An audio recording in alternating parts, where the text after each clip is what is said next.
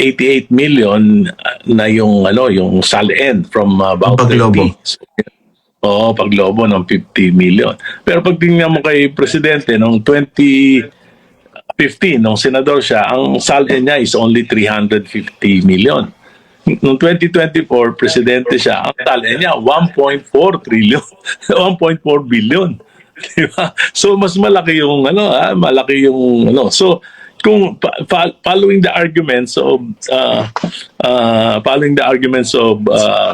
Congressman Ridon, so dapat lahat ng lumobo may unexplained wealth. Di ba? At lahat dapat imbestigahan. 88 million na yung yung SALN from about Paglobo. 30.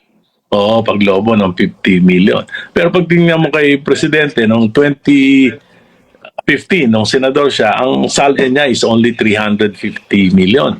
Noong 2024, presidente siya, ang SALN niya 1.4 trillion, 1.4 billion. Diba? So mas malaki yung malaki yung So kung following the arguments of Congressman Ridon, so dapat lahat ng lumobo may unexplained wealth.